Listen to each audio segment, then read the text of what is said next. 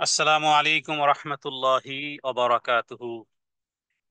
আলহামদুলিল্লাহি রব্বিল আলামিন, নাহমাদুহু ওয়া নুসাল্লি আলা রাসূলিহিল কারীম নবিয়্যিনা মুহাম্মাদিন ওয়া আলা আলিহি ওয়া আসহাবিহি আজমাইন ওয়া মান তাবিআহুম বিইহসানিন ইলা ইয়াউমিদ্দিন, আম্মা বা'দ।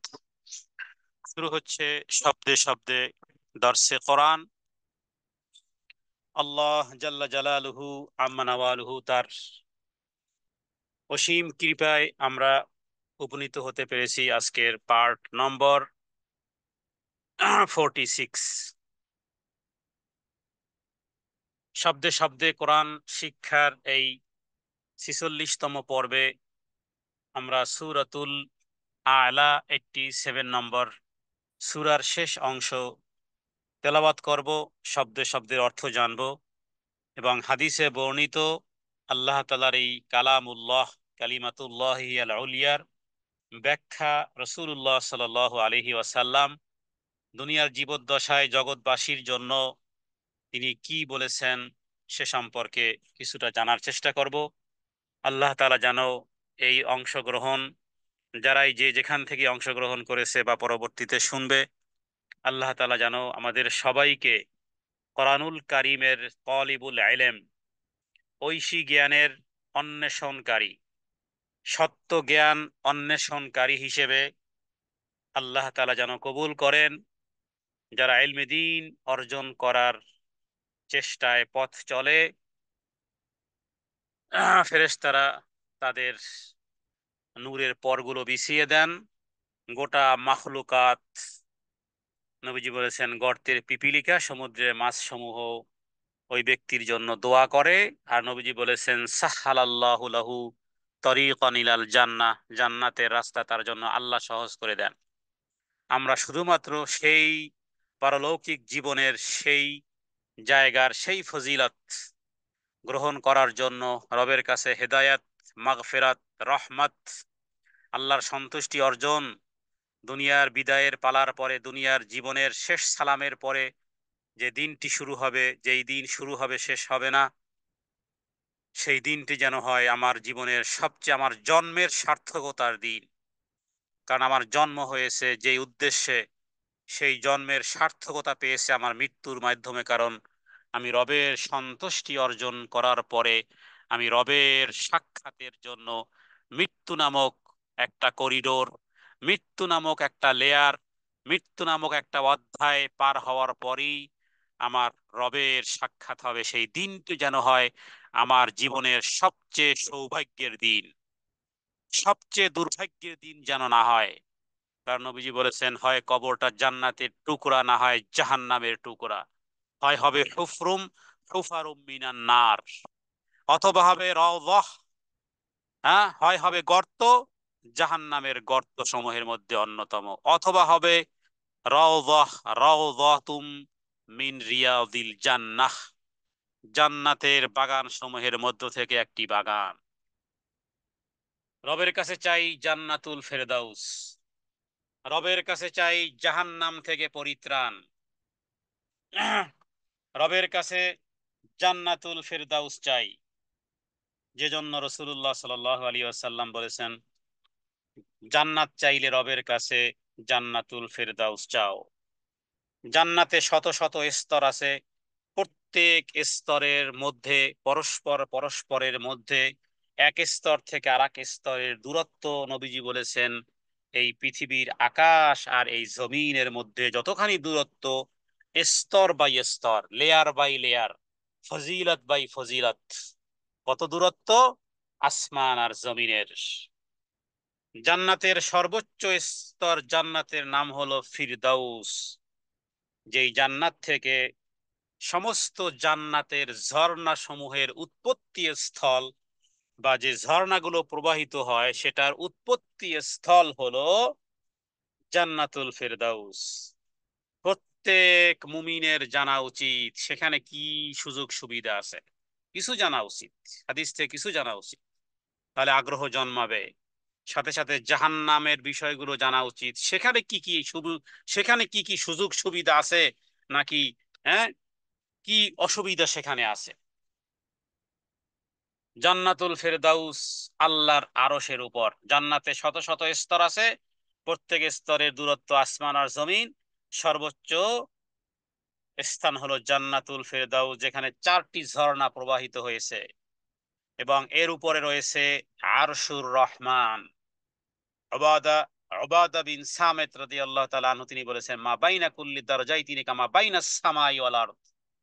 এক এক স্তরের দূরত্ব আসমান আর জমিনের। আর অমিন ফাওকিহা ইয়াকুনুল আরশ।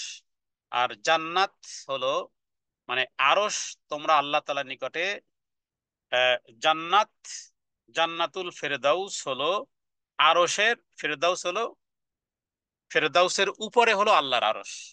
মানে আল্লাহর আরশ হলো সবার উপরে, সব কিছুর উপরে হলো আল্লাহ তাআলার আরশ।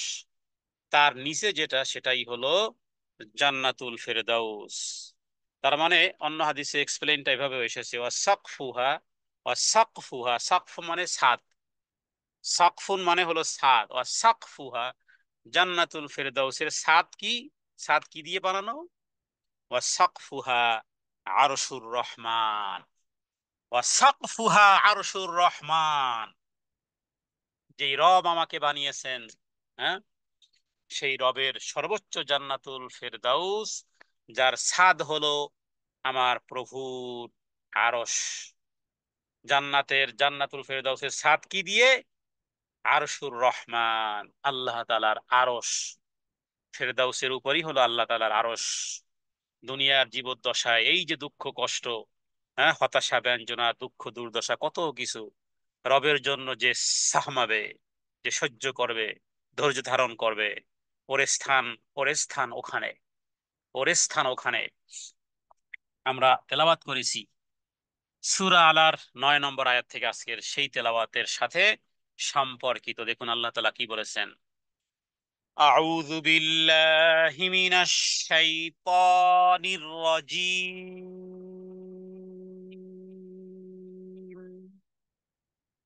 আয়াত নম্বর 9, সূরাতুল আলা। ফাযাক্কির ইন নাফাআতিয যিকরা, ফাযাক্কির ইন নাফাআতিয যিকরা। হে নবী, উপদেশ প্রদান করেন। ফাযাক্কির, অতঃপর, অতঃপর, ফা মানে সার্টিনলিও বুঝায়, কদ অর্থ আর ফায়ের অর্থ একই বুঝায়। যেমন সাউফা, এই সাউফা মানে অচিরেই, হ্যাঁ, ভেরি সুন।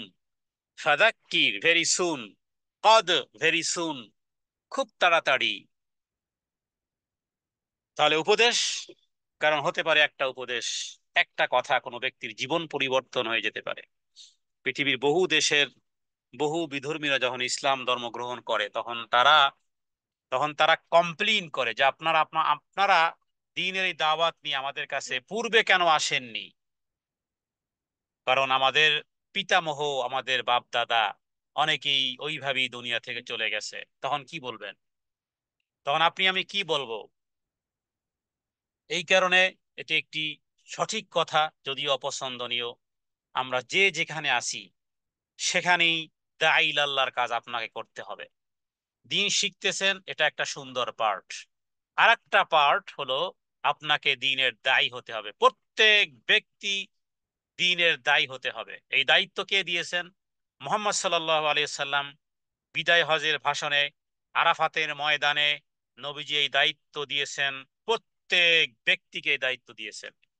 যিনি দাওয়াতের কাজ করেন, দাঈল আল্লাহ, তিনি ভালো, তিনি সুন্দর, তিনি অনেক ভালো কাজ করেন, না, এই লোগো না, লোগো প্রত্যেক ব্যক্তির জন্য লোগোটা জরুরি। কারণ হলো নবীজি দায়িত্ব দিয়েছেন, বলেছেন বাল্লিগু আন্নি ওয়ালাউ আয়া, বাল্লিগু পৌঁছিয়ে দাও আমার পক্ষ থেকে একটি কথা জানলেও। তাহলে বিধর্মীরা অনেকেই বলেছে যে আপনারা কেন আমাদের কাছে দাওয়াত নিয়ে আগে আসেননি? তাহলে হতে পারতো আমার মা, আমার বাবা ইসলাম ধর্ম গ্রহণ করে দুনিয়া থেকে চলে যেত।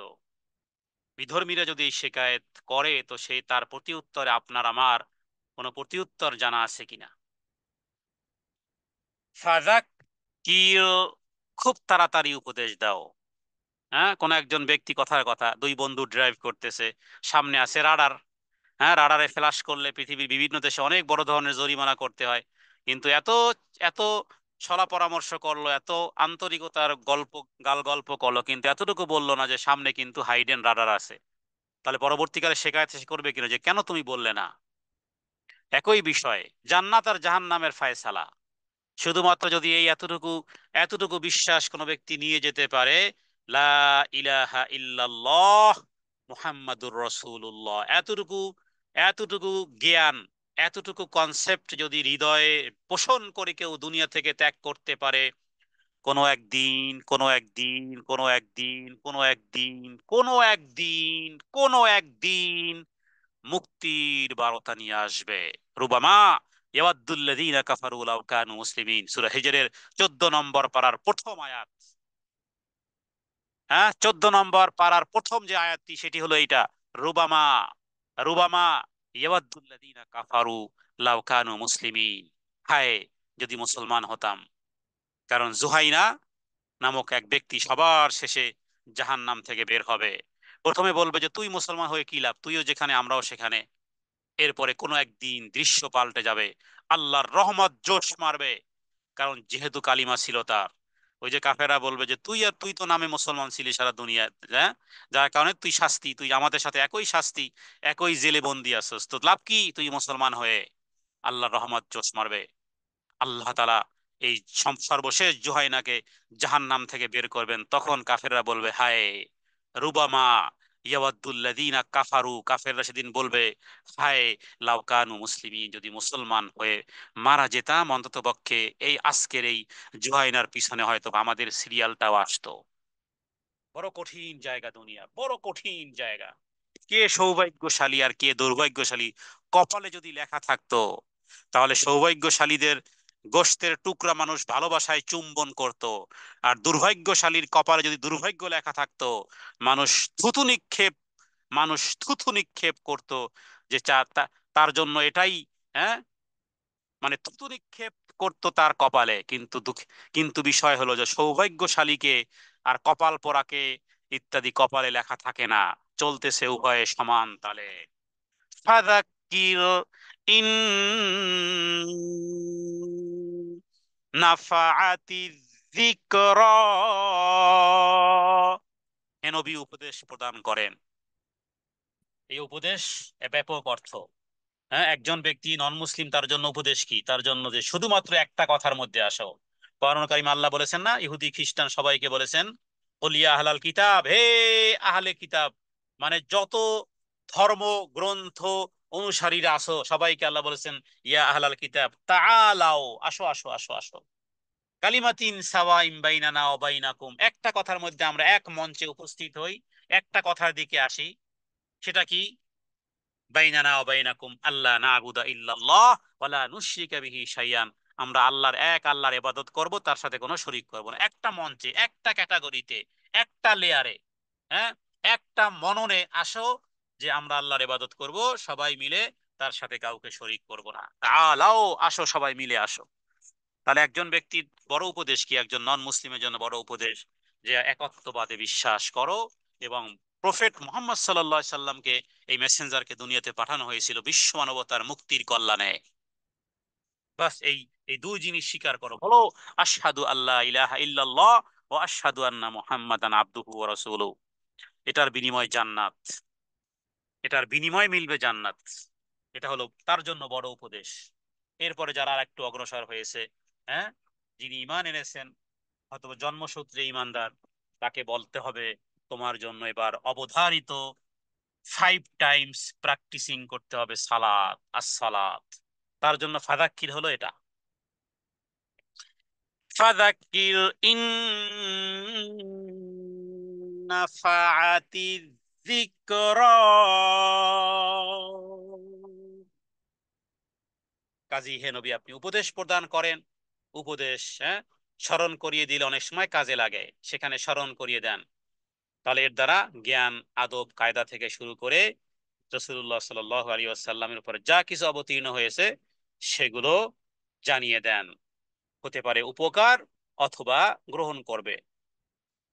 এরপরে আল্লাহ তাআলা যেই কথাটি বলেছেন সেটা হলো ওই ব্যক্তিদের পক্ষে যে কারা আসলে উপদেশ গ্রহণ করবে।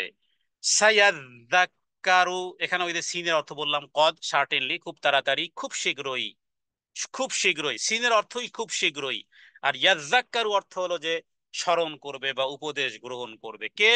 মাই ইয়াখশা, সায়াযাক্কারু মাই ইয়াখশা।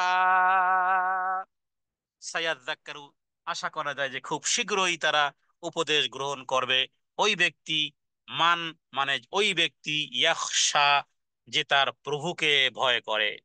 যে তার প্রভুকে ভয় করে সে উপদেশ গ্রহণ করবে। অর্থাৎ যে ব্যক্তির মনে আল্লাহর ভয় এবং তার সাথে সাক্ষাৎ করতে হবে, এই ধারণা সতেজ।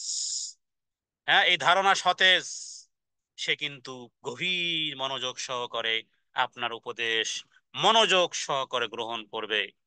উপদেশ নিশ্চয়ই ওই সমস্ত লোকেরাই গ্রহণ করে যাদের অন্তরে কি আছে? আল্লাহ তাআলার ভয় আছে। নবীজি বলেছেন, কোন এক ব্যক্তি যদি মসজিদে বসা থাকতে দেখো, তার ইমানের সাক্ষী দিতে পারো। কারণ ও মসজিদে বসে আছে কেন? মসজিদে বসে আছে তার মানে তার ইমানের সাক্ষ্য দেয়া যেতে পারে। তাহলে দেখুন মানুষের প্রতি ধারণা কি পরিমাণ। এখন কেউ যদি প্রশ্ন করে যে এটা হিন্দুও তো টুপি পরে মসজিদে বসে থাকতে পারে, এই যে নেগেটিভ চিন্তা ভাবনা, এই নেগেটিভের জন্য আল্লাহ আপনাকে কখনো নেতিবাচক, নেগেটিভ, হ্যাঁ, মানুষের প্রতি বদ ধারণা, এটা হলো, এই কোম্পানির নামই হলো শয়তানের কোম্পানি। এটা সেই শয়তান আপনার হৃদয় উদ্গত করে। সব সময় ইতিবাচক দেখা উচিত, সব সময় ইতিবাচক, সব কাজে ইতিবাচক। ইমাম শাফি রহমাতুল্লাহ আলাইহির কাছে কেউ একজন তার ব্যাপারে, যে আপনি এমন এক ব্যক্তি, আপনার ব্যাপারে এত এত খারাপ কথা বলে, তো আপনি অথচ আপনি তার ব্যাপারে অনেক ভালো ধারণা রাখেন। তখন এ কথাটা ইমাম হাসান বসরির ক্ষেত্রেও আছে ভিন্ন ভিন্ন আঙ্গিকে। হাসান বসরি বলেছিলেন যে তোমাকে কি শয়তান বাহক বানিয়েছে? দেখুন, আমার নামে বদনামি করতেছে, তো তুমি কি শয়তানের বাহক? কারণ এগুলো শয়তানের পক্ষ থেকে এগুলো আসে। আর ইমাম শাফি বলেছেন যে আমি তার প্রতি সুধারণা রাখতে চাই এবং এই সুধারণার দোয়াও আমি তার জন্য করতে চাই। তাহলে আমার আমার বেনিফিটটা, আমার চাওয়া পাওয়াটা, আমার প্রফিটটা, কোরআন এবং সুন্নাহর অথেন্টিকতায় বরাবর হবে। আর এর বিপরীতটা আল্লাহর আদেশের বিপরীত হবে। নেগেটিভ চিন্তা ভাবনাই মূলত আল্লাহ তাআলা বলেছেন এগুলো গুনাহ। নবীজি বলেছেন আকসারুয যন্না আকযাবুল হাদিস, অধিকাংশ ধারণা পুরোপুরি মিথ্যা। কেন ওই ধারণা করতে যাব? হ্যাঁ, তবে আল্লাহ তাআলা জ্ঞান দিয়েছেন, মেধা দিয়েছেন, প্রজ্ঞা দিয়েছেন, সংশোধনের জন্য কাউকে কাউকে বিভিন্ন রকমের সে বিষয়গুলো রিয়ালাইজ করা যেতে পারে। কিন্তু স্বাভাবিকভাবে যার সম্পর্কে কিছুই জানি না, তার কোনো কিছুই জানি না, তার সম্পর্কে ইতিবাচক ধারণা রাখবো ইনশাআল্লাহ। তাহলে আল্লাহ তাআলাকে ভয় করে যারা, তারা যাদের হৃদয়ে আল্লাহর ভয় আছে, তারা আল্লাহ তাআলার আল্লাহর ভয় থাকার মাধ্যমে আল্লাহ ভীতি এবং নিজেদের সংস্কার, হ্যাঁ, নিজেকে নিয়ে ব্যস্ত। ডাক্তার আব্দুল্লাহ জাহাঙ্গীর স্যার এই কথা বেশি বলতেন, সবচেয়ে সহজ কাজ হলো মানুষের সমালোচনা করা, আর সবচেয়ে কঠিন হলো নিজেকে আত্মশুদ্ধি করা। এই কথাটা সত্যি বলা যেতে পারে হাজার হাদিস আর শত সহস্র কোরআনুল কারীমের আয়াতকে একত্রিত করলে যেই বিষয়টা, সেটা হলো এই কথা, এই দুই কথার মধ্যে আছে। সবচেয়ে সহজ কাজ কি? মানুষ সম্পর্কে মন্তব্য করা, বাস। সবচেয়ে কঠিন কাজ কি?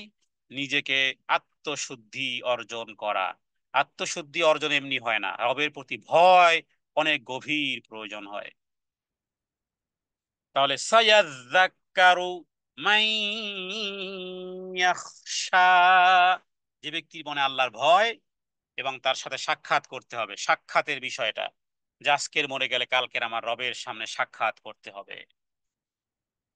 হ্যাঁ, আল্লাহ তাআলাকে ওয়াম্মা মান খাফা মাকামা রাব্বিহি ওয়া নাহান নাফসা আনিল হাওয়া, সূরা নাজিয়াতে আল্লাহ বলেছেন যে মান খাফা মাকামা রাব্বি, যে ব্যক্তি আল্লাহকে ভয় করে, আল্লাহ তাআলার সামনে দণ্ডায়মান হতে হবে, এটাকে যারা ভয় করে, হ্যাঁ, মাকামা রাব্বিহি ওয়া নাহান নাফসা আনিল হাওয়া, এবং প্রবৃত্তি দমন এবং প্রবৃত্তি বিরোধিতা করে, তাহলে আল্লাহ বলেন তার জন্য আমি দুটি জান্নাত দেব। ফাইনাল জান্নাতা হিয়াল মাওয়া। তাহলে ওই হৃদয়গুলো যেগুলো আল্লাহকে ভয় করে, তারা উপদেশ গ্রহণ করে এবং এর দ্বারা তারা উপকৃত হয়ে থাকে। আল্লাহ যেন আমাদেরকে ওই ক্যাটাগরির মধ্যে রাখেন। আমরা বলি আল্লাহুম্মা আমিন। যারা তোমাকে ভয় করবে তাদের হৃদয়ে তোমার ভয় আছে, তারাই তোমার সাক্ষাৎকে ভয় পায়। আল্লাহ যেন আমাদেরকে ওই ওই গোষ্ঠীদের মধ্যে আল্লাহ তাআলা আমাদেরকে কবুল করেন, মঞ্জুর করেন।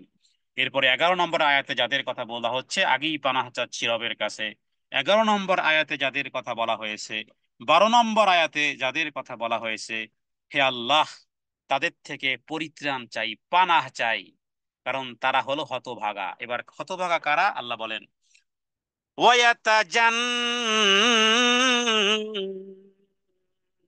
ওয়াতাজান্নাবুহাল আশকা, ওয়াতা ওয়াতাজান্নাবুহাল আশকা,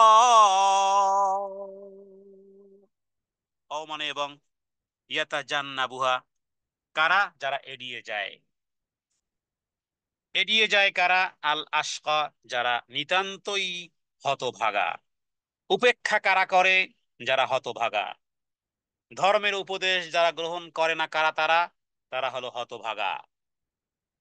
নিতান্ত হতভাগ্যরাই তারাই উপেক্ষা করে, মানে উপদেশ, সেই উপদেশ দ্বারা তারা উপকৃত হবে না, কারণ তারা কুফরিতে অবিচলতা আছে।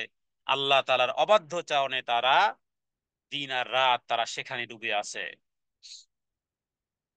তাছাড়া যারা শেষ ভালো যার সব ভালো, তার একটা কথা আছে না, সবার শেষ যেটা, জন্ম যেখানেই হোক না কেন, জন্ম যেখানেই হোক না কেন কর্মটা ভালো হওয়া চাই, কারণ শেষ ভালো যার সব ভালো তার। বেলাল রাদিয়াল্লাহু তাআলা আনহু কবে কোন দেশে জন্মগ্রহণ করেছে, কোন আফ্রিকার কোন দেশে, হ্যাঁ, হাবশার কোন দেশে, কোন ঘরে লালিত পালিত হয়েছে, ইত্যাদি বিষয়গুলো জানা যায় না। কিন্তু কর্মটা ভালো ছিল বিধায় বেলাল রাদিয়াল্লাহু তাআলা আনহুর ক্ষেত্রে রাসূলুল্লাহ সাল্লাল্লাহু আলাইহি ওয়াসাল্লাম যে কি পরিমাণ ফজিলত বর্ণনা করেছেন, যে জান্নাতে তার পদধ্বনি শুনেছেন। আবার জানা যায় অন্য হাদিস থেকে যে বেলালের কবর শাম দেশে। শাম মানে, শাম বলতে অনারবকেও বোঝানো হয়, সেটা আফ্রিকা হতে পারে, সেটা বিভিন্ন দেশ হতে পারে।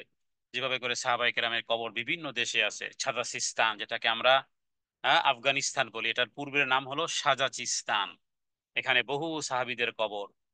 তারপরে তুর্কিস্তান, যেটা তুর্কি, হ্যাঁ, যেটা রাজধানী ইস্তাম্বুল, সেখানে সেখানে আছে আবু আইয়ুব আনসারী থেকে অনেক সাহাবীদের কবর সেখানে আছে। তো বেলাল রাদিয়াল্লাহু তাআলা আনহু ব্যাপারে একটা হাদিসে বলা হয়েছে যে কিয়ামতের দিন বেলাল রাসূলুল্লাহ সাল্লাল্লাহু আলাইহি ওয়াসাল্লামের পায়ের কাছ থেকে উঠবে। তো বেলালের কবর তো রাসূলুল্লাহ সাল্লাল্লাহু আলাইহি ওয়াসাল্লামের পাশে না, কারণ নবীজির পাশে কবর হলো হযরত আবু বকর সিদ্দিক রাদিয়াল্লাহু তাআলা আনহু, এবং তার পাশে ওমর রাদিয়াল্লাহু তাআলা আনহু। তো বেলালের কবর তো ওই মদিনাতে নেই, কিন্তু বেলাল কিয়ামতের দিন, বেলাল কিয়ামতের দিন রাসূলুল্লাহ সাল্লাল্লাহু আলাইহি ওয়াসাল্লামের পায়ের কাছ থেকে উঠবে। আচ্ছা, তাহলে হতভাগা কারা? জন্ম যেখানেই হোক, কর্মটা ভালো ছিল বিধায়। তো আল্লাহ তাআলার কাছে পরিত্রাণ চাওয়া যে ওই হতভাগা যারা কোনো উপদেশ গ্রহণ করে না, ওদের কথাই আল্লাহ বলেছেন, ওয়ায়াতাজান্নাবুহাল আশকা, আর উপেক্ষা করবে তারা যারা চরম হতভাগা। এরপরে ওদের ঠিকানা কোথায়? আল্লাযী ইয়াসলান নারাল কুবরা, আল্লাযী ইয়াসলান নারাল কুবরা, আল্লাযী তারা, কারা? যারা হতভাগা। ইয়াসলা, ইয়াসিলু মানে পৌঁছানো, পার্সেল আমরা ইংলিশে পার্সেল বলি, আরবি তো ওয়াসাল, হ্যাঁ, ওয়াসালা ইয়াসিলু মানে পৌঁছানো। তার মানে এরা পৌঁছবে বা প্রবেশ করবে কোথায়? নার। নারকে যখন আলিফ লাম দিয়ে উচ্চারণ করা হয় তখন সে নারটা আর সাধারণ নার না, আরো বড় নার, মানে সে আগুনটাকে আরো যেন আলি, মানে না, আগুনে ফু দিলে কি হয়, কয়লায় ফু দিলে আগুন আরো বাড়ে, তার মানে ফুটা ফুটা ওই ওই কয়লার আগুনকে আরো বৃদ্ধি করে দিয়েছে। আলিফ লাম আলিফ লাম ব্যবহৃত হয় মারেফার জন্য, সুনির্দিষ্ট। হ্যাঁ, THE দি ব্যবহারের জন্য যেভাবে করে ব্যবহার করা হয়, দি পেন আর এমনি পেন, তাহলে দি বলার দ্বারা যেমন নির্দিষ্ট করা হয়েছে কলমটি বা পেনটি, ঠিক আলিফ লামের ব্যবহার এইভাবে হয়। 7 ধরনের ব্যবহারের মধ্য থেকে এটা একটা, যে মারেফা মানে সুনির্দিষ্ট। নার যদি শুধু থাকতে না, কিন্তু নার আলিফ লামের মাধ্যমে সে নার হলো ভয়াবহ মহা অগ্নিতে, ভয়াবহ আগুনে দগ্ধ হবে।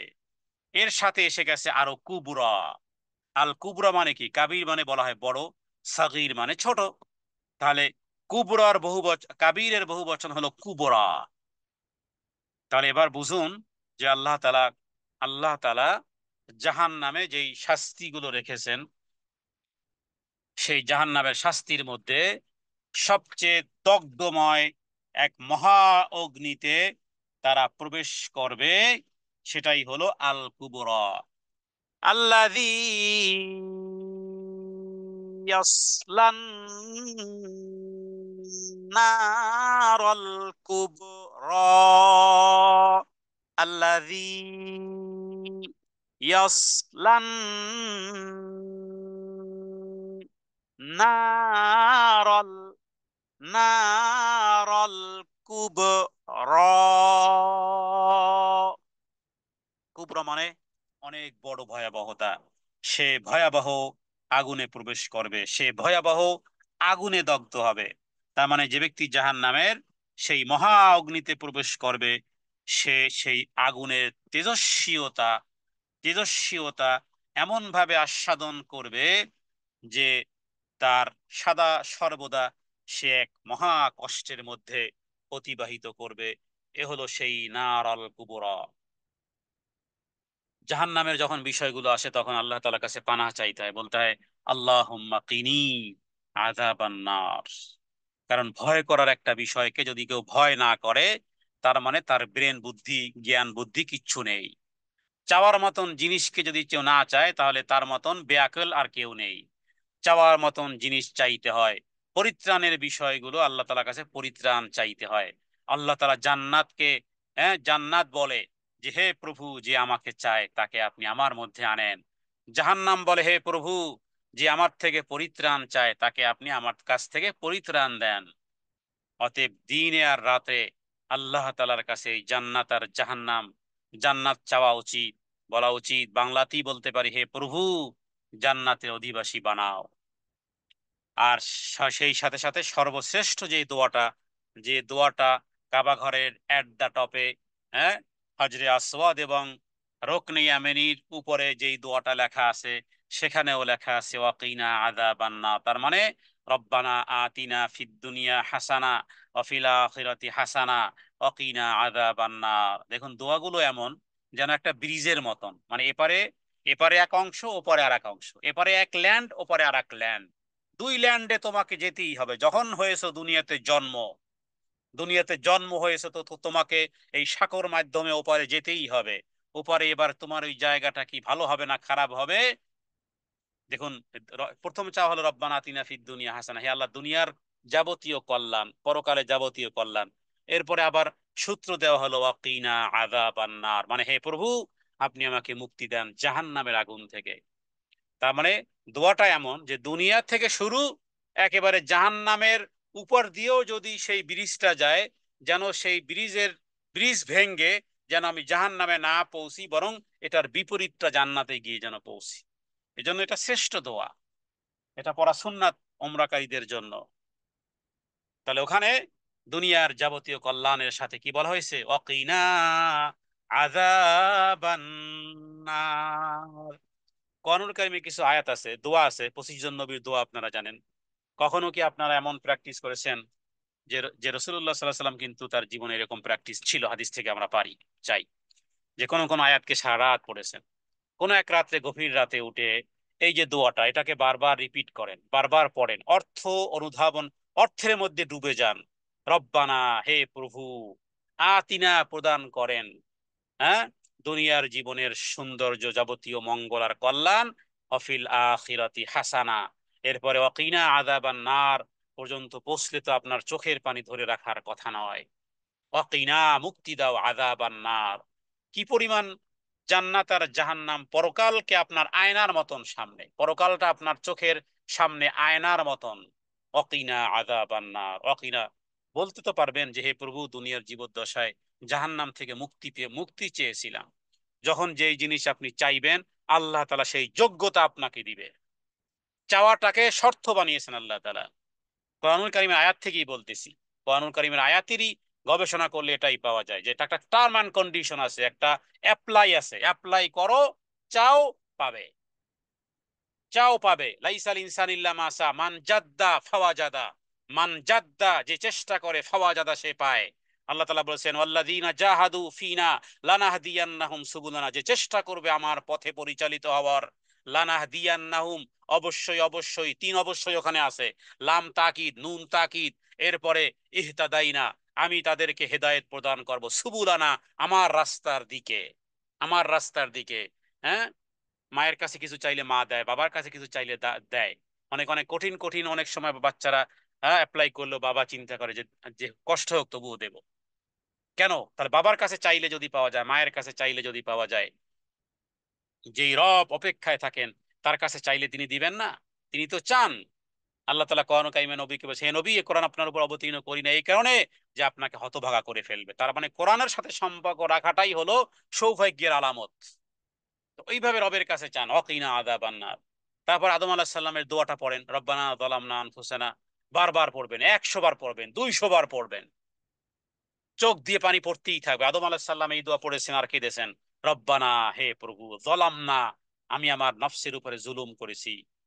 হ্যাঁ, যালামনা আনফুসানা ওয়া ইল্লাম, তুমি না যদি, তুমি যদি না, হ্যাঁ, ক্ষমা না, তুমি যদি ক্ষমা না করো, ওয়াও মানে এবং, ইনলাম, ইন মানে যদি, লাম মানে না, তাহলে ওয়াইল্লাম তাগফির লানা, তুমি যদি আমাদেরকে ক্ষমা না করো, লানা কুনান্না, এখানে তিন তাকিদ, অবশ্যই অবশ্যই অবশ্যই ক্ষতিগ্রস্তদের অন্তর্ভুক্ত হবে। একটা আয়াত সারা রাত পড়েন, একটা আয়াতই হোক আপনার রাতের মোনাজাত, তখন কি হবে?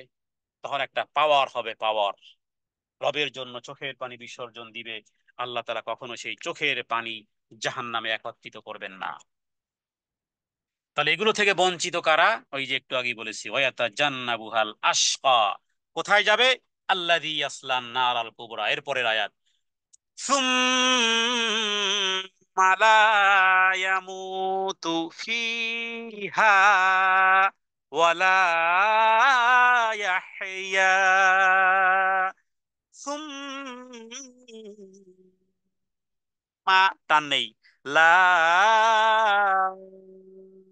টান, ইয়ামুতু, ও সাকিন ডানে পেশ, আলিফ সাকিন ডানে জবর, ইয়া সাকিন ডানে জের। বিষয়গুলো আমরা প্রায় 30টা বা হ্যাঁ 30টা দর্শে বা 40টা দর্শে মতন আমরা এগুলো বারবার আলোচনা করেছি। ফিহা, ইয়া সাকিন ডানে জের, আলিফ সাকিন ডানে জবর, ওয়ালা, আলিফ সাকিন ডানে জবরের টান, ইয়াহইয়া, সুম্মা, অতঃপর, লা ইয়ামুতু, সেথায় তারা মরবে না। লা ইয়ামুতু মানে মরবে না, কোথায়? ফিহা, এ হা মানে ইসমে জমির, এ হা মানে জাহান্নাম, মানে ওই জাহান্নামের মধ্যে। ওয়ালা ইয়াহইয়া, আর না তারা বাঁচবে, যেখানে জান্নাতে কিংবা জাহান্নামে, অতঃপর না সেখানে। হ্যাঁ, অবশ্যই এখানে জাহান্নামের কথা বলা হচ্ছে। এই আয়াতটি, ফিহা মানে জাহান্নাম, কারণ জান্নাতে আলোচনা যেখান থেকে ক্লোজ হয়ে গেছে, এরপরে শুরু হয়েছে হতভাগা কারা। এরপরে আয়াতে বলা হয়েছে জাহান্নামে প্রবেশ করবে, এটা হলো 3 নম্বর আয়াত ওই ওই সিরিয়াল অনুযায়ী। তো ওই সিরিয়াল অনুযায়ী যখন ফিহা আসবে, তখন এটার জমির যাবে জাহান্নামের দিকে, জান্নাতের দিকে নয়। সুম্মা লা ইয়ামুতু ফিহা ওয়ালা ইয়াহইয়া, অতঃপর সেখানে না মরার মতো মরবে, মরে গেলে শেষ, কিন্তু মরার মতো মরবে না, বাঁচার মতো বাঁচবে না। অর্থাৎ তার মৃত্যু হবে না। মৃত্যু না হলে সমস্যাটা কোথায়? সমস্যা হলো আযাব থেকে রেহাই পাচ্ছে না। তারা মৃত্যুকে ডাকবে, মৃত্যুকে ডাকবে, কিন্তু মৃত্যু আর আসবে না। আবার বাঁচার মতন যে একটা বাঁচতে হলে যে কিছুটা স্বাদ আহ্লাদ থাকে, জীবনের কোনো স্বাদ, জীবনের কোনো আহ্লাদ, জীবনের কোনো সুখ, হ্যাঁ, জীবনে সুখ নাই, শান্তি নাই, আরাম নাই, আয়েশ নাই, মনে করে যে মরে যায়, এটাই বেটার। তার মানে এখান থেকে সে কনভার্ট হতে চাচ্ছে, কিন্তু এমন একটা জায়গাতে সেখানে তার কনভার্ট হওয়া যাবে না, পরিবর্তন হওয়া যাবে না। বাস, না বাঁচার মতো বাঁচবে, না মরার মতো মরবে।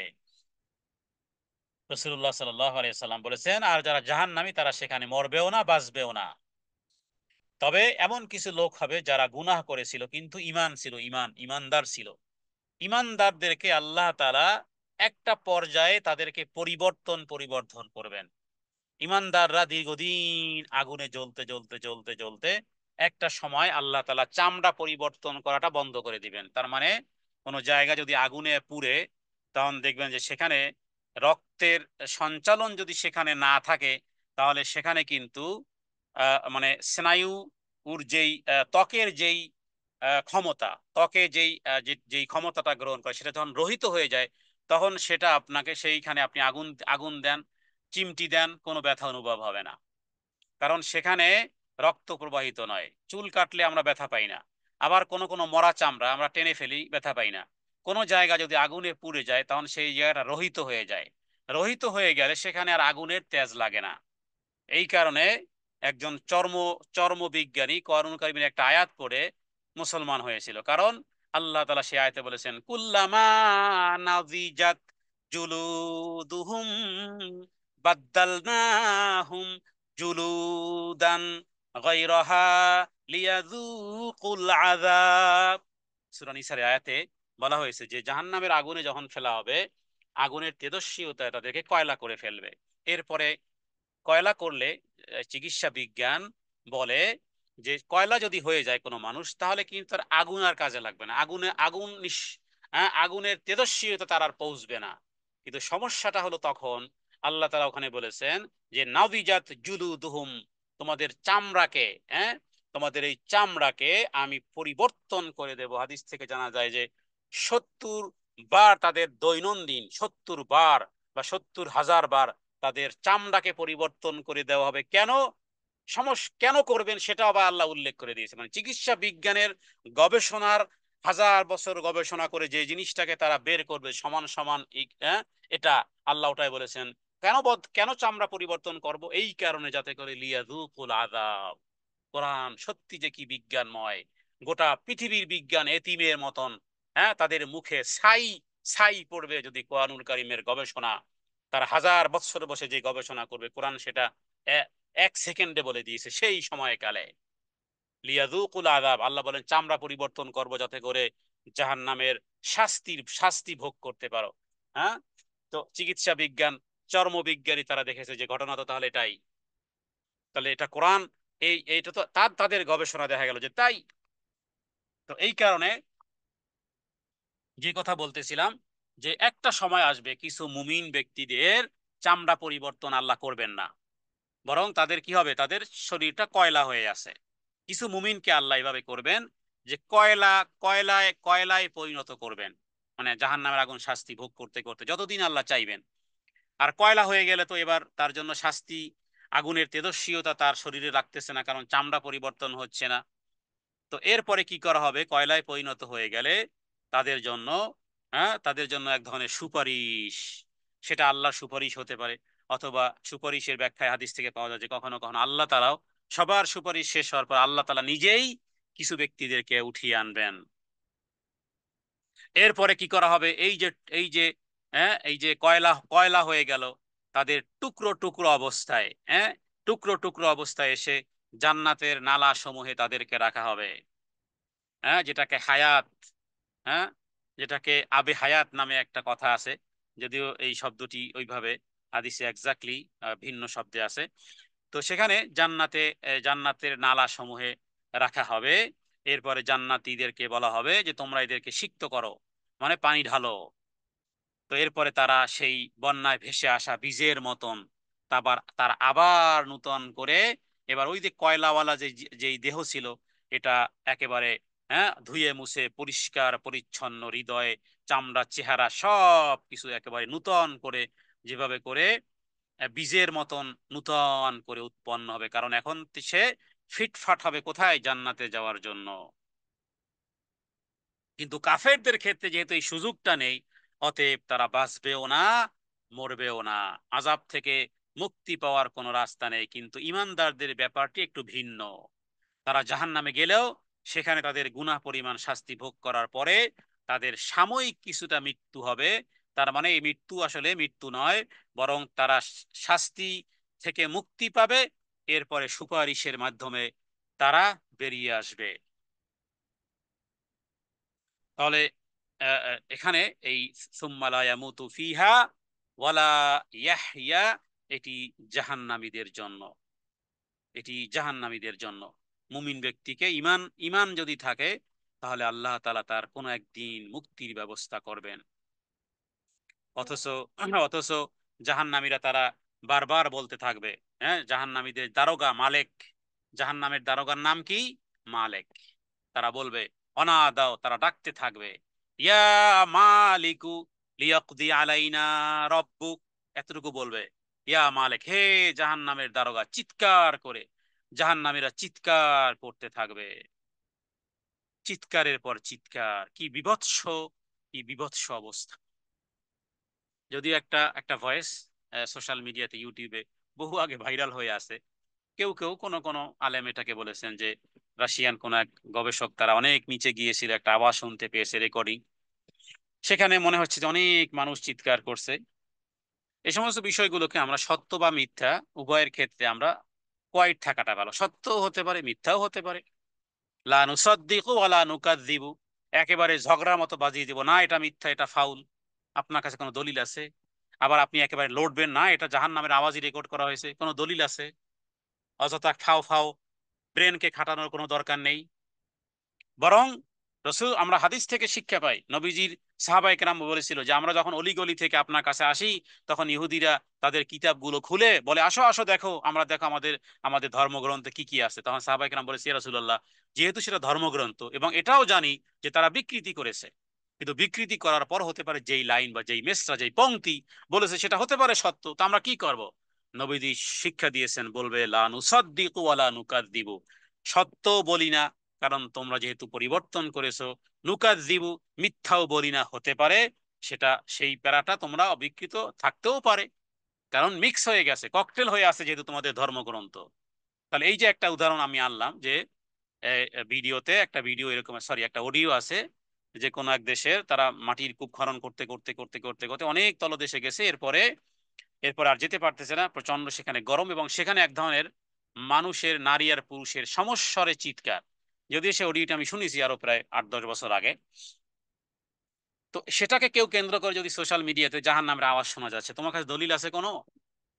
আবার সেটাকে কেউ মিথ্যা আরোপ করলো কমেন্টে, না, আমরা কি করব?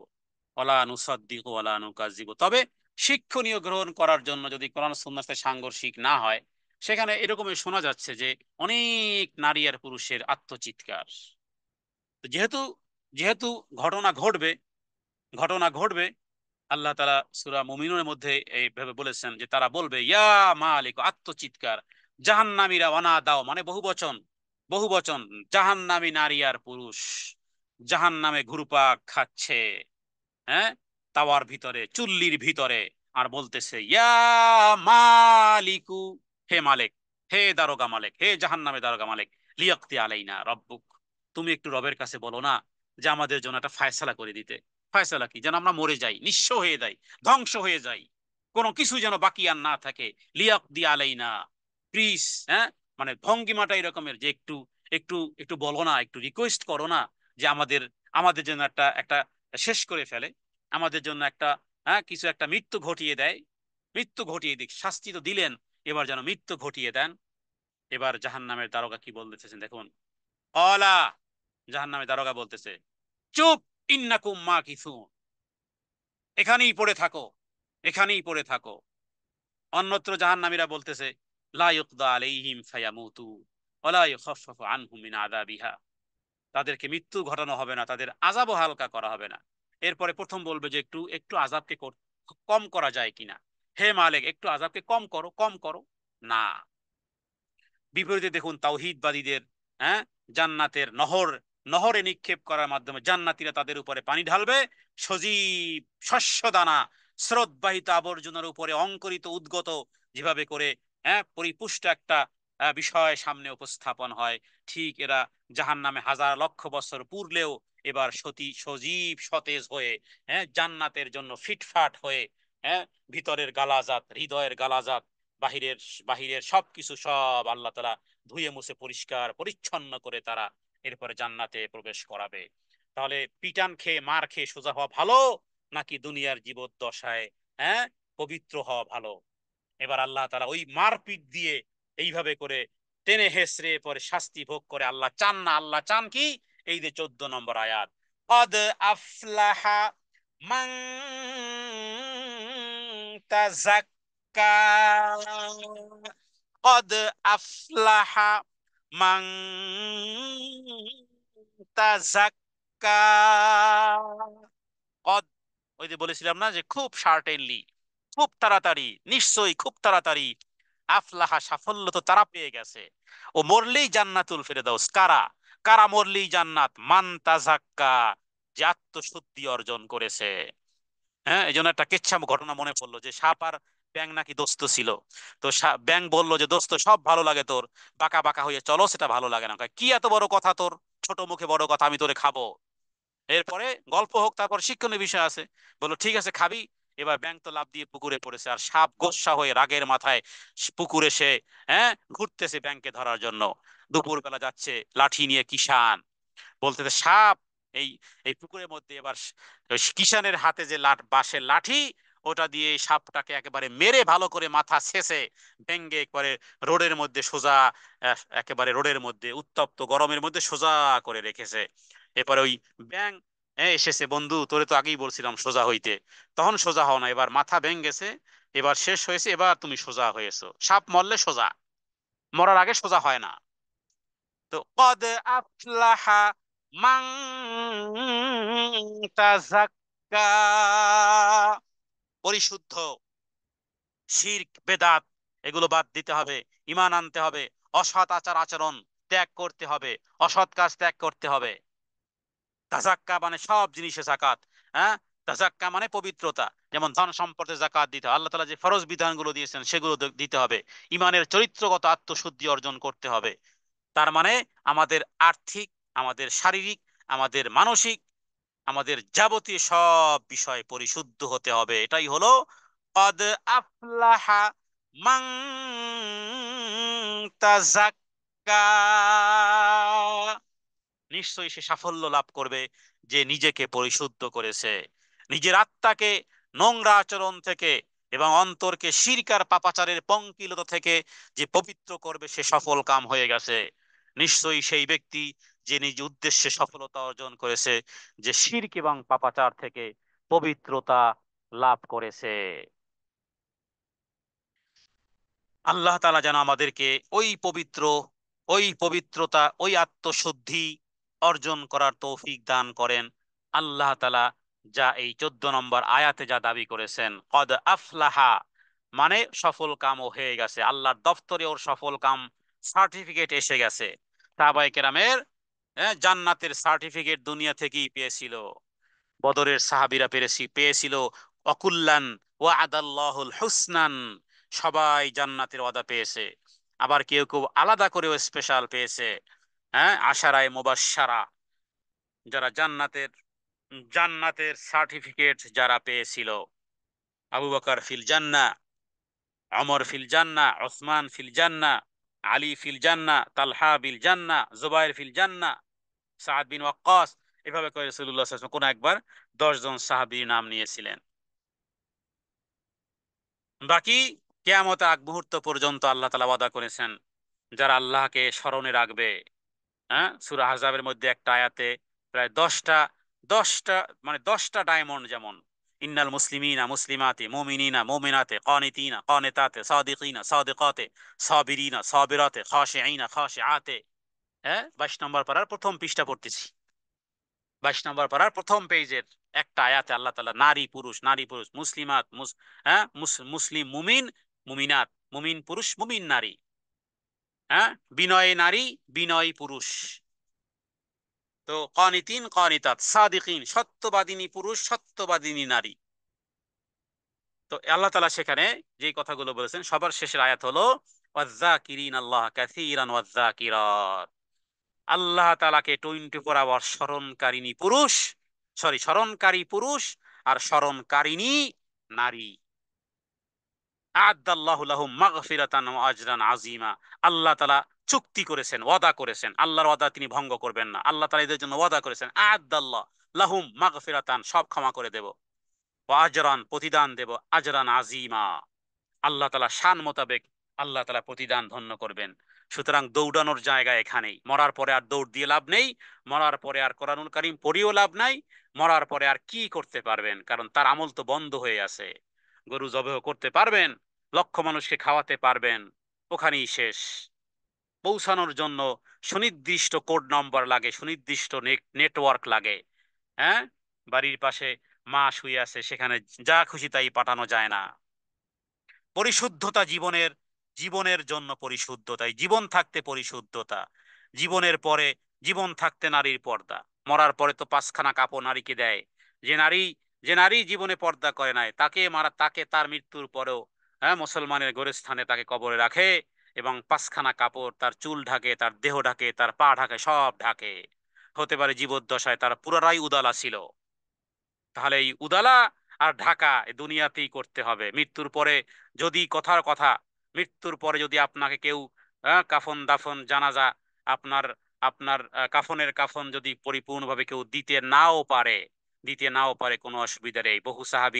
বহু সাহাবীর লাশ দাফন হয় নাই। নবীজির দৌহিত্র, যা গোটা দেহে নবীজির ঠোঁটের চুমা ছিল, হযরতে হোসাইন রাদিয়াল্লাহু তাআলা আনহু, হযরতে হাসাইন, তাদের গোটা দেহ নবীজির চুমা ছিল। এই পরিমাণ ভালোবাসা দিয়েছেন। হযরতে হোসাইনের কবর দেওয়ার সুযোগ হয় নাই। তো কবর হলেই কি না হলেই কি, যদিও কবরের অর্থ দুনিয়া থেকে চলে যাওয়াটার নামই কবর, ব্যাস। চাই বাঘের পেটে যাক, চাই পানিতে গুলে মিশে চলে যাক, ওটাই কবর। তো এই কারণে সফলতা অর্জন করার জন্য এই দুনিয়ার জীবদ্দশাই করতে হবে। কদ আফলাহা মান তাযাক্কা ওয়া যাকারা ইসমা রাব্বিহি ফাসাল্লা ওয়া যাকারা ইসমা রাব্বিহি ফাসাল্লা ওয়া যাকারা ইসমা ওয়া যাকারা ইসমা রাব্বিহি ফাসাল্লা। ও মানে এবং জাকারা মানে, জাকারা মানে স্মরণ হলেও, এই জিকির শব্দের অর্থ পাঁচ, 5টা বা 7টা অর্থ আছে। এক হলো, এক জিকির মানে কোরআনুল কারীম, এক জিকির মানে সালাত, এক জিকির মানে গোটা কোরআন এবং হাদিসের উপদেশ গ্রহণ। হ্যাঁ, জিকির শব্দের অর্থ বহু হয়। জিকির মানে আল্লাহ আল্লাহ জিকির নয়, মনে রাখবেন। জিকির মানে কোরআন। আল্লাহ তাআলা জিকির নাজিল করেছেন কোরআনুল কারীমে, বহুত বহুত আয়াতে আছে। জিকির মানে কি? কোরআনুল কারীম নাজিল করেছেন আল্লাহ তাআলা। তাহলে জিকিরের একাধিক অর্থ। এখানে আল্লাহ তাআলাকে যারা স্মরণ করে, ওয়া যাকারা ইসমা রাব্বিহি ফাসাল্লা, আর তার রবের নাম স্মরণ করে এবং সালাত আদায় করে। সালাত আদায় না করলে যত জিকির আজকার তসবিহ তাহলিল করেন, কোনো লাভ নাই। 24 ঘন্টা আল্লাহু আল্লাহ জিকির করে, 24 ঘন্টা রবের গান গায়, মারেফাতি গান গায়, শরীয়তি গান গায়। হ্যাঁ, নাম দিয়েছে শরীয়তি মারেফাতি গান, এগুলো সব ভণ্ডামি। কিন্তু সালাতটা আদায় করে না, কয় এই অন্তর পবিত্র আছে, সালাত লাগে না। মাজারে যারা আছে, ওদের ওদের ওদের দেখবেন ওদের সালাত লাগে না, কারণ সারাদিন তো মারেফাতি গান গায়। মদিনায় কেমনে যাব সেই গান গায়। তুই মদিনায় গিয়ে কি করবি? তোর তো মদিনায়, মদিনায় যাওয়া, হ্যাঁ, মদিনায় তো রওজা পাকের চুম্বুকে নাকি রওজা পাকের দরজায় গিয়ে চুম্বন করবে। তো এই জাতীয় নবীজি ভালোবাসা নবীজি চান না। পাগলের ভালোবাসা নবীজি চান না। কোন সাহাবায়ে কেরাম পর্যন্ত পাগলামি করতে পারেনি। ভালোবাসা হবে হৃদয়ে, ভালোবাসা হবে সুন্নাতের অনুসরণে। ওয়া যাকারা ইসমা রাব্বিহি ফাসাল্লা, সালাত আদায় করতে হবে। আল্লাহকে স্মরণ করার সবচেয়ে বড় মাধ্যম হলো সালাত। সালাত নেই, কিচ্ছু নেই। কারণ সবচেয়ে বড় অহংকারী কে? সবচেয়ে বড় অহংকারী, শয়তানের চেয়েও বড় অহংকারী, যদি আমাকে কেউ প্রশ্ন করে, এটা আমার ব্যক্তিগত পার্সোনাল ওপিনিয়ন, যদি আমাকে কেউ প্রশ্ন করে সবচেয়ে বড় অহংকারীকে, আমি এক দাগে বলবো যে প্রথম হলো ওই মানুষ যে রবকে সেজদা করে না, আর সেকেন্ড হলো শয়তান।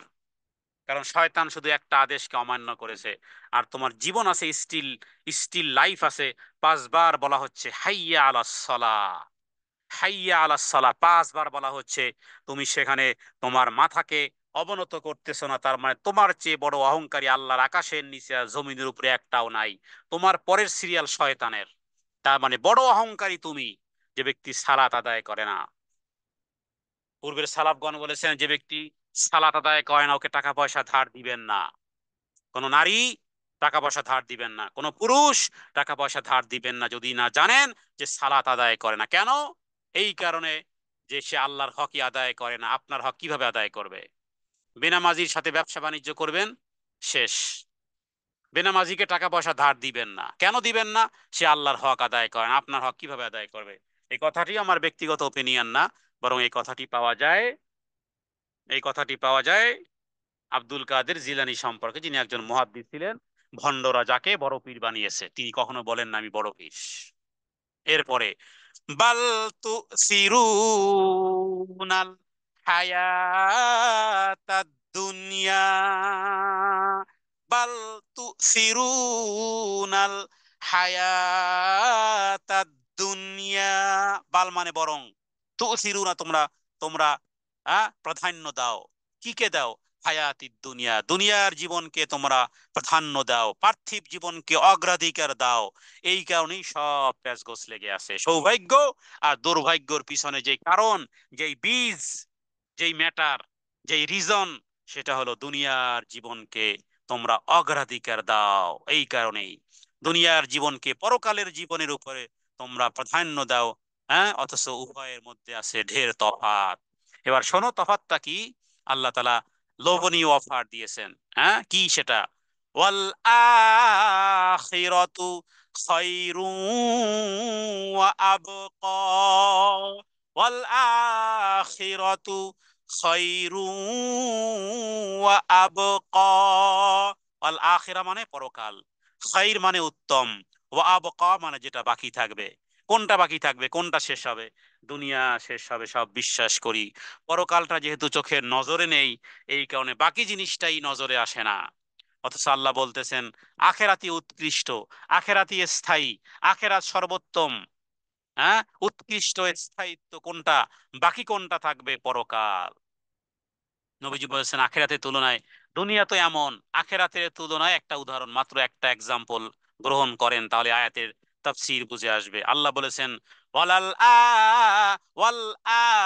আখিরাতু খায়রুন ওয়া আবকা, আখেরাত স্থায়ী এবং সর্বোত্তম। নবীজি বলেছেন যদি কেউ, কোনো ব্যক্তি সমুদ্রের মধ্যে তার একটা আঙ্গুলকে ডুবায়, সাথে সাথে আঙ্গুলটা আবার উঠিয়ে নেয়, তাহলে সে কি পরিমাণ পানি আনতে সক্ষম হবে? মনে হয় আটলান্টিক মহাসাগর শুকিয়ে যাবে নাকি?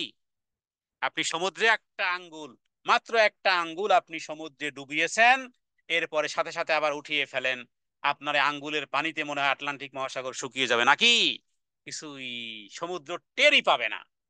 আপনি যে আপনি যে আব্দুল্লাহ সমুদ্রে যে আঙ্গুল ডুবিয়েছেন, সমুদ্র টেরই পায় নাই। এটা হলো একটা উদাহরণ, এটা একটা উদাহরণ। সে যেন দেখে নাই যে আঙ্গুলে কি নিয়ে আসতে সক্ষম হয়েছে। তার মানে আখেরাতের তুলনায় দুনিয়াই পরিমাণ, দুনিয়া সব কিছু পেয়েছে টুইটুম্বুর। তাহলে ততটুকু, যতটুকু এই সমুদ্রে পানি বাকি রয়ে গেল, তোমার হাতে একটু পানি এসেছে, আঙ্গুলটা একটু ভিজে গেছে, এ হলো দুনিয়ার সব যে পেয়েছে। এর উপমা হলো এই নদীর সাথে, এই সমুদ্রের সাথে এই পানির তুলনা। এবার আপনি কি দিয়ে ক্যালকুলেট করবেন? আপনার ব্রেন কি পরিমাণ দৌড়াতে পারবেন যে কি দুনিয়া আর কি আখেরাত, কি দুনিয়া আর কি আখেরাত? এটা হলো একটা, রাসূলুল্লাহ সাল্লাল্লাহু আলাইহি ওয়াসাল্লাম ইমাম মুসলিম হাদিস টেনেছেন। তার আখেরাত দুদিক থেকে দুনিয়ার মোকাবেলায় অগ্রাধিকার। এই হলো প্রথমত তার সুখ স্বাচ্ছন্দ্য আরামায়েশ দুনিয়ার সমস্ত নিয়ামতের চাই অনেক অনেক অনেক অনেক, মোর দ্যান অনেক বেশি উচ্চ এবং উচ্চ পর্যায়ের। দ্বিতীয় দ্বিতীয় উদাহরণ হলো দুনিয়া ধ্বংসশীল, আখেরাত চিরস্থায়ী। তাহলে ওই যে যতটুকু পানি পেলেন সে উদাহরণ শেষ, উদাও। সমুদ্রে আঙ্গুল ডুবিয়েছেন, পানি এনেছেন, মনে করেছেন হোক না, অসুবিধা কি? সেটারও তো একটা একটা ক্যালকুলেট আছে। আপনার আঙ্গুলে কতটুকু পানি আছে, কতটুকু পানি ধারণ করেছে আঙ্গুল, এটা একটা ক্যালকুলেট করা হয়েছে। মনে করুন বিজ্ঞানের বৈজ্ঞানিক দৃষ্টিতে। কিন্তু যখন আবার আসা হলো যে এটা তো দুনিয়া তো শেষ, ধ্বংসশীল, আখেরাত চিরস্থায়ী, এবার ওই আঙ্গুরে যতটুকু পানি পেয়েছিলেন সেটুকুও শেষ, তাহলে কোনো কম্পেয়ার আর চললো না। তার মানে পরকালের জীবন উত্তম এবং স্থায়ী, কারণ পৃথিবী ধ্বংসশীল, পক্ষান্তরে পরকালের জীবন হলো আসল জীবন, যেটা চিরস্থায়ী জীবন। তো জ্ঞানী ব্যক্তি কোনোদিন চিরস্থায়ী বস্তুর উপর ধ্বংসশীল ক্ষণস্থায়ী বস্তুকে কখনোই উপমা হিসেবে এক্সাম্পল হিসেবেও আনতে পারে না। যে উদাহরণটা দেওয়া হয়েছিল সে উদাহরণটাও আর টিকলো না, কারণ দুনিয়া ধ্বংসশীল। তবে হ্যাঁ, এখানে ভোগ সামগ্রীর বিষয়, এখানে আছে চমকদার কিছু বিষয়। দিন শেষে শেষ, চোখ বন্ধ করলে অন্ধকার। এই কথাগুলো কোথায় আছে? এই কথাগুলো ছিল সমস্ত ধর্মগ্রন্থে।